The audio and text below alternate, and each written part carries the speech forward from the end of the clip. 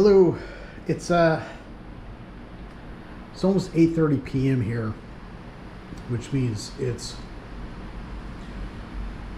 about 8:30 a.m. in Europe, where a friend of mine is, who I just left a message for, is about to apologize for being way too early and waking them up. But this isn't Maryland, this is Hawaii. So I don't have a tremendous amount of time tonight. We do have some dignitaries coming in tomorrow that I do have to kind of pay attention to. But this is the initial video of a new series called Carve a Wand with Me. I suppose I should have said that with like way more enthusiasm, but everybody else uses that YouTube voice, and really, honestly, that YouTube voice is just really freaking annoying. I mean, you're trying to be Billy Mays, except you're not trying hard enough to actually achieve it. Frankly. Yeah, now that I've pissed off most of the other authors, let's roll, yo. So I got this piece of driftwood. I picked this piece up from Ford Island. Ford Island is inside of Pearl Harbor. They have several locks in Pearl Harbor. And so the driftwood that you can get can kind of change, but Fort Island is obviously an island. You get to it by a bridge, and it can collect things from very different areas, and I pay attention to some of those areas. Now you do have to know a military member or be a government employee to get on there, or have a pass. So if you work there, different thing. Now, I got this piece from Pearl Harbor. I would have gotten it from the northern part of Ford Island. And there are some things that stick out to me, so this is really what this is about. Now, I typically expect a 30% success rate with driftwood wands. This one was really good, but as you can see here, as I said in another video, this is, I don't know the word for it. I'm going to sound just as uncouth and redneck as I am, and that is, this is like the blood vessel of the tree here, of this branch at least. You can see how it kind of takes up most of this end, and you can see it coming through here. So originally it was about middle. So I'll have to like carve this down, and I don't really have the skills so much for doing this stuff right now, as in putting in epoxy with either crystals, powdered crystals, flakes, right, like bloodstone flakes, things like that. I'll have to experiment with that, but they'll still be up because I'll experiment with pieces of wood that I haven't spent hours carving. So I've got some experience with driftwood. This actually feels a little bit wet still. It's going to kind of do that. Humidity changes here all the time. It's been drying out for a couple of weeks. It was found on the shore, so technically it's probably still wet a bit, but that's fine. Some things on here that I'm noticing are these little holes in here. I'm assuming those are from insects, quite frankly. Now, do I know if they're from insects from the water or insects from the land? Well, I don't know. But what I do know is that sometimes they kind of burrow and make neat little designs on the insides here, and I kind of want to keep some of those if I can. So that's actually not a negative to me. What'll kind of suck is if it's something like this, and then there's like a big worm in there, and then I'll kind of feel bad for killing the worm, which may or may not have drowned in one tide or another, but you know what I mean. So anyways, so what do I do with these things? I'll pick stuff like this up. It's not quite as long. Usually they say from your elbow to your tip of your finger, but your arms are shorter or longer than mine. Probably not the same length, unless you're unfortunately short-armed like I am. But here, for example, I can put this in the crook of my elbow, and it about touches the tip there.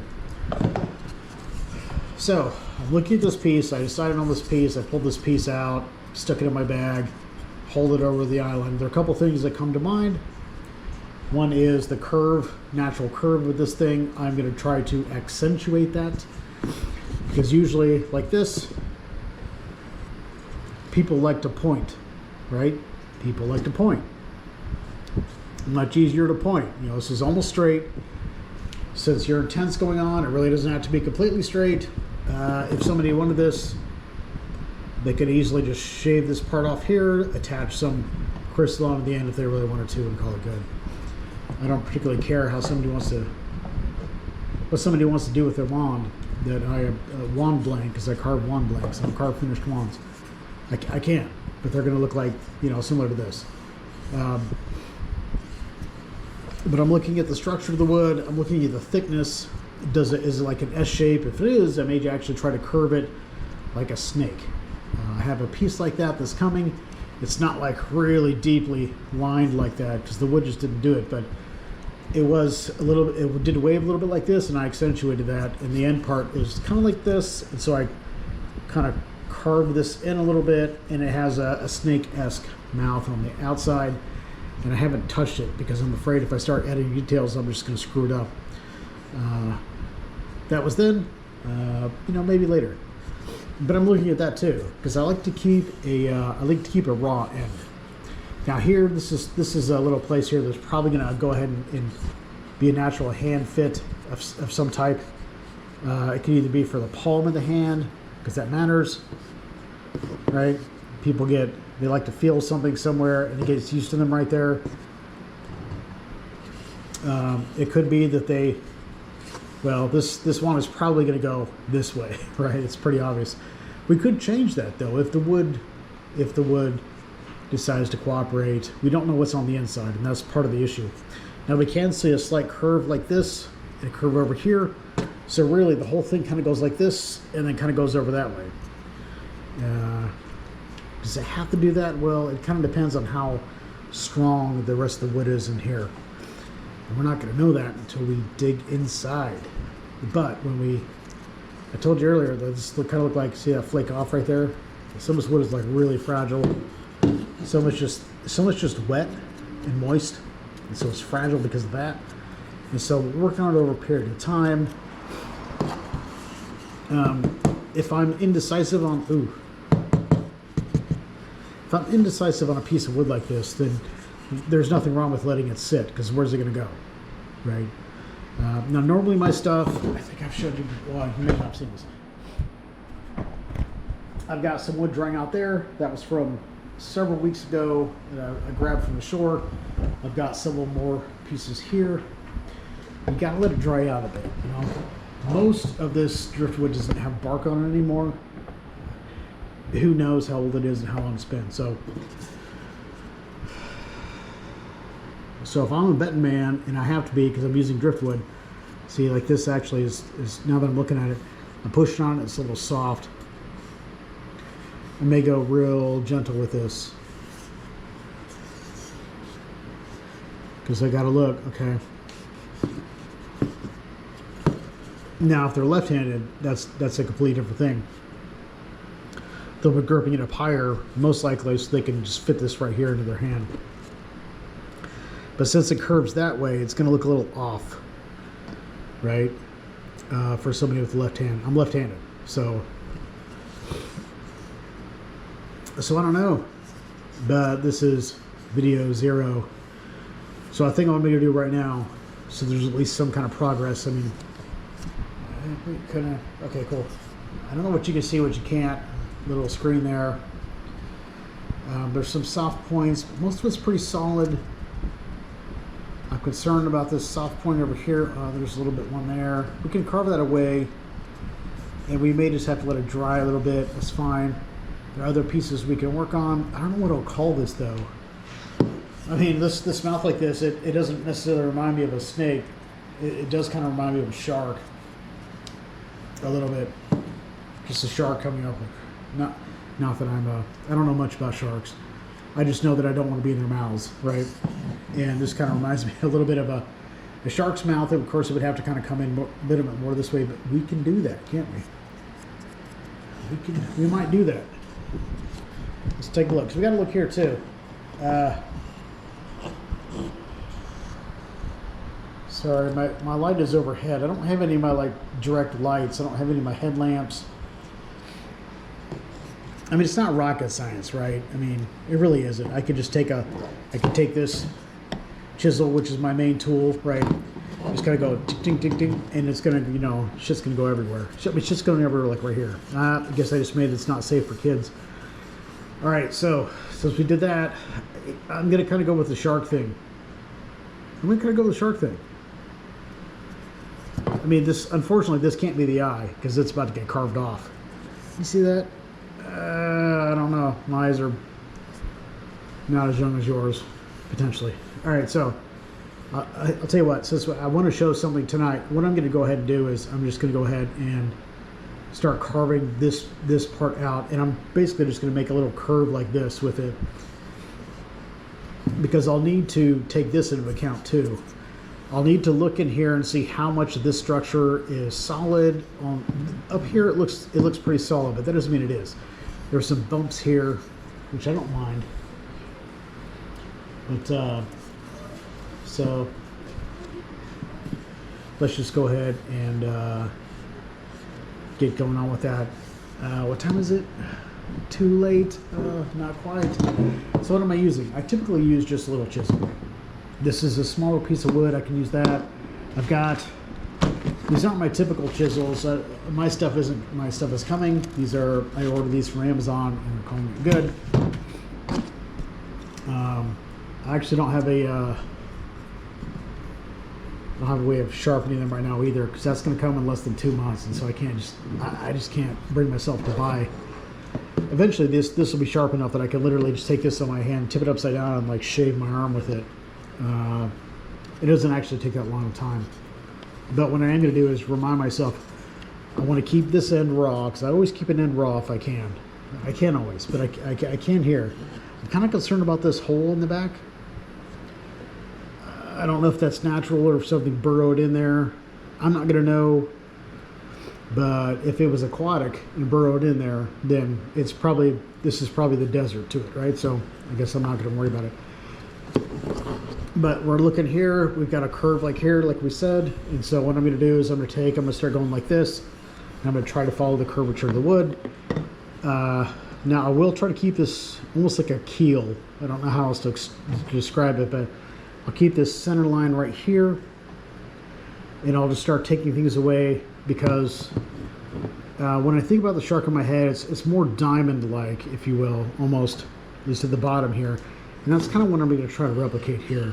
Now, I don't have the skill to carve this to make it look like a real shark, okay? I don't. Not right now, anyways. Maybe later, but not right now. But it doesn't mean I can't imitate it, so that if somebody does have the skill, or they know somebody that does, I can hand them something and say, hey, this looks like a shark. You know, well, I said hand it to them, but they would have to buy it, you know, to be honest. Yep, curving this way, almost like the shark, you know, curving to reach its prey with a little bit of a thing like that. So here we go. So what I'm going to do here is this table is a fold-out table. It's not the sturdiest thing in the world. It's not a workbench. I've lost all my workbenches either to rot in Hawaii last time or to moving. So sorry, there's some weird ass car parked outside. All right, so what I'm gonna do here is, now normally I would flip this upside down and I would go like this, so I can just take it out small chunks. But I'm doing some general scaping here, because I'm also scaping as in like landscaping. Because I also want to see like the condition of the wood.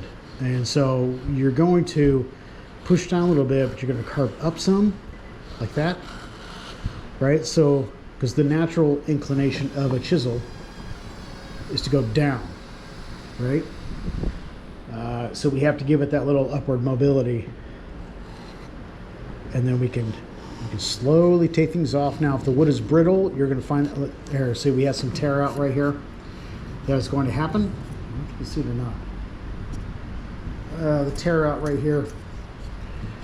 It is going to happen, but we need to make note of it, because on something like that, we probably want to take just a little bit more care Investigate the wood a little bit more, so we flip the chisel upside down. Now, I want to shape this, but I don't necessarily want to touch this yet, right? The mouth area, potential mouth area, it could just not even be mouth. But we want that option if it's available. So we'll just go ahead, take some out. I'm getting some tear out there. I have some options. Go over here like this. Get it from the other side. There we go. And it can literally change at any time, right? So right now we're exploratory, carving it in, slow and steady. Certainly isn't a race, because like I will have a couple of years now. You see I'm coming this way near my hand. I'm not putting pressure on this chisel, really, like very small amount. Much less than if you were trying to drive a screw into the wall. Right? I'm letting the tool do the work. I had some tear out right here. And that can change even within the same area. So now my hand's out of the way, so I can be a little bit more aggressive, right?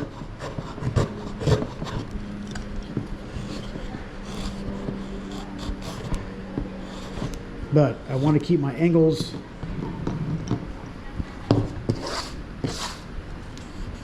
Take a look. Now, this bottom is reoriented to the top. We want it to be a little bit more thicker at the top than down here.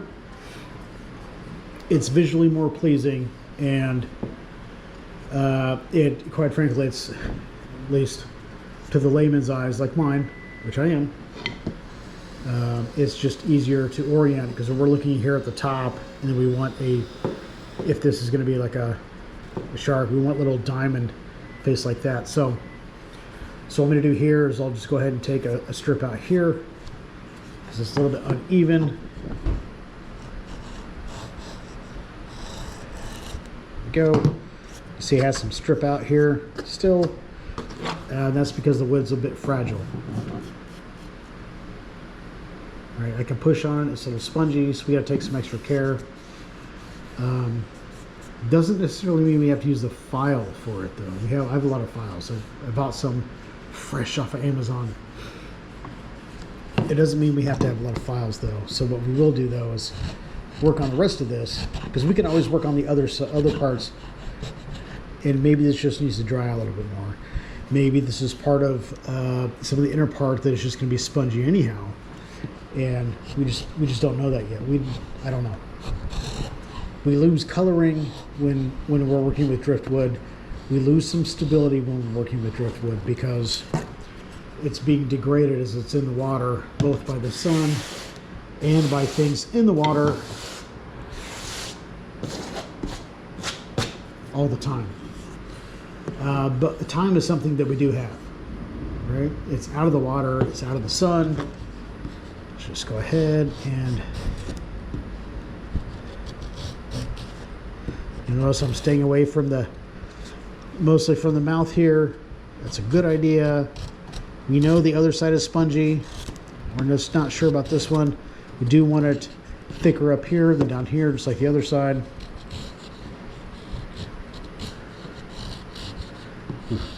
There we go. If this wasn't quite curved this much right here, I would probably flip this over and use that, because I can make 100 cuts like this and I'm okay. But if I get the angle wrong on this, when I'm going this way, I could dig a 1/4 inch out in no time at all. And nothing wrong with stopping and taking a look. Now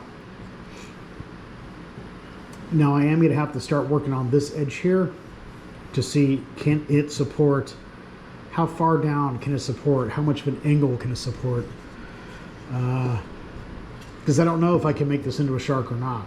So if I want a wand that's going to point like a finger, I don't know how your fingers point. I can do that, I can do that, I can do this. Usually we like to point it semi-straight, but somebody's going to have something on the end of it that acts like a sight, right, on a gun. It's really a focal point. So we'll start working these both sides here. And if I come into a problem with one, now if I come into a problem like with this side, maybe this side is like, just starts to cave in, maybe it just is more degraded than it looks. I don't think so, but it might be. Then I might have to go for a different route. I might actually say, okay, can I just take this down to like maybe here or something like that, and then put it out over here and keep this mouth somehow, because that would be a focal point. I would just have to try to see. I would lower this until it started, just until I was afraid it was going to get weak, right? And I could condense this down like this, right? I can condense it down.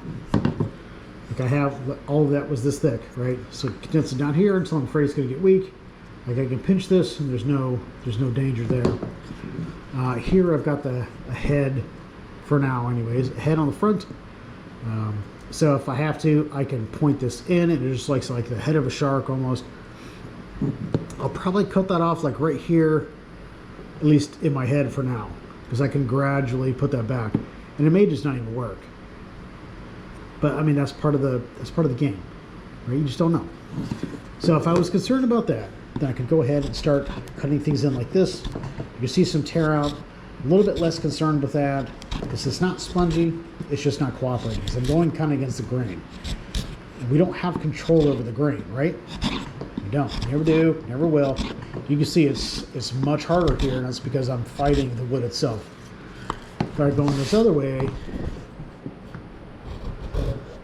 right, much easier. But that can be used to your advantage. So what I'm going to do is I'm basically going to take this block like right here. I don't have a pencil, or I got a pencil, it's just not here. And I would just mark it. Hey, don't touch this area forward. But I'm going to kind of use this. So I can go up to this area. I want to do about 3/4 and see if I could turn this into like a head, you know, coming out. Well, I don't know. So that's the hope, that's the goal. Oops, see if we get tearing out there. Okay. 2-3 strokes ago, that was fine. But when you get down further, it may not be. You just don't know. So I'm gonna play it safe, kind of simple. You gotta play it safe here because now the blades turn towards us. So you can see these little things here that I'm doing. Get some cutout here, but this is to partially protect me. Man, I just don't get this. All right.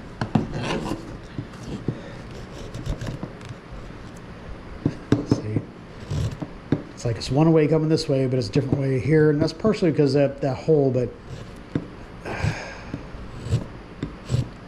I can take. Oh, wait, see, that's my guiding line, right?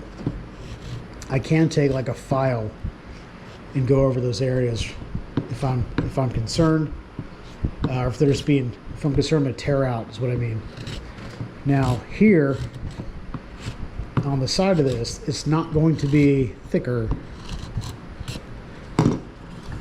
This is not going to be thicker than this part here, but it has to be less thick than the handle, which I'm going to reduce. And how do you do that? Well, my hands are small, right? They're still larger than some, but they're not large. So I'm pretty much just going to kind of smooth some of this out, and I'm going to take where my thumb is right here, because you know if I'm going to put my thumb out there, I don't want things getting in the way here. It's not a sword, right? We're not worried about other things coming down. So I'll start delineating this down, and I work it that way. I think it's probably the way I'm going to go.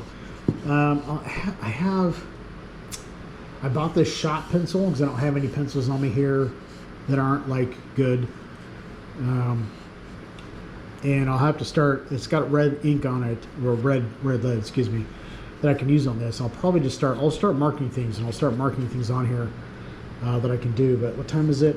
I gotta keep mindful of time. All right, so now if I'm looking at it myself and I'm not worried about the time, I need a commentary, I can just go ahead and cut this off because I know I know this area here is going to be thinner than the top, so I'm just go ahead and be this a little bit reckless. But I think I can recover from it. And if I can't, then that's that's part of the 66% that isn't. And I did have a tear out right here, but that's all right. So I can flip this over, do a little cut like this.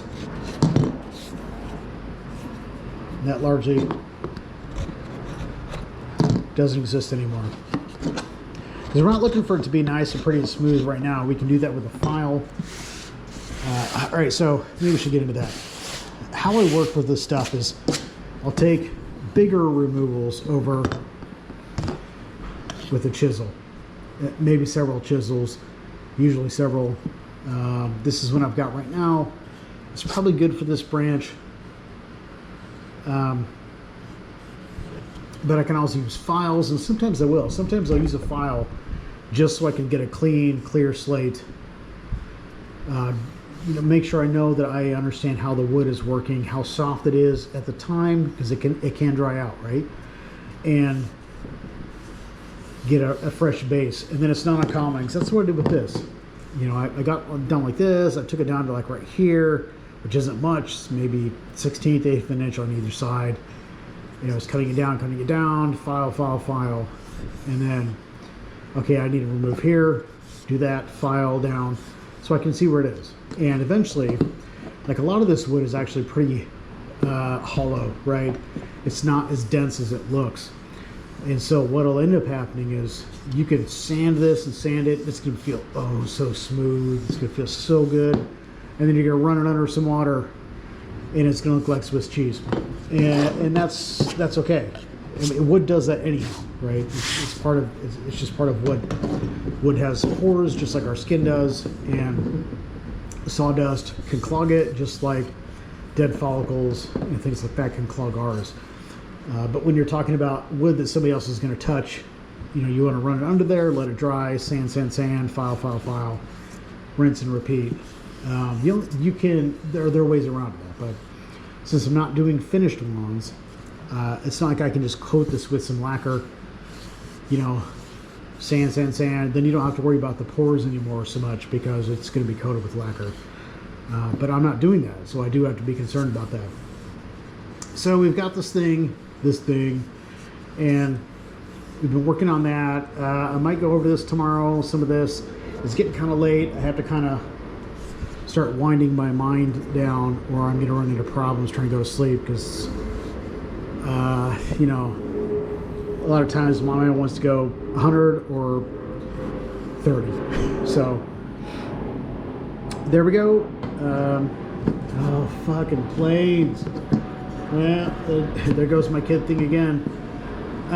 You get an idea, and I'm talking a lot about it at this point because I want you to show. I want to try to show what I'm seeing, what I'm thinking, what I want to do, because I can just sit here and then sit and go like this, and you're not going to know. And if you come across some driftwood that you want to dry out, you find a really cool freaking piece of driftwood. One of the most beautiful pieces of driftwood I ever found. I turned into a wand for a friend of mine that I ended up. She kind of went a little crackpot on me, so I didn't end up sending it to her. Beautiful wand. I still have it. Carved it from a piece of Pearl Harbor driftwood, and once that comes here, I can show you. It's just you have to gamble to win with driftwood, and if I can save you some extra strokes, some extra things, some extra pieces of driftwood that you may lose,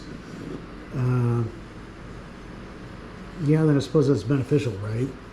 So there we go. Number one, not earth-shattering, but it can be insightful when you want to do something similar. And if you're carving wands from driftwood from Pearl Harbor, then hit me up, because I am more than willing to learn. I just happen to be a practicing occultist, and I can do things. I mean, just because this is a wand blank doesn't mean I can't imbue it or can't have it a link to entity with it or something similar to that. But that's my occult practices. something different than I've heard. So I'm more than willing to learn, but I'm largely only willing to do them by hand because that's just kind of the way I do things. So in this case, all right, peace out.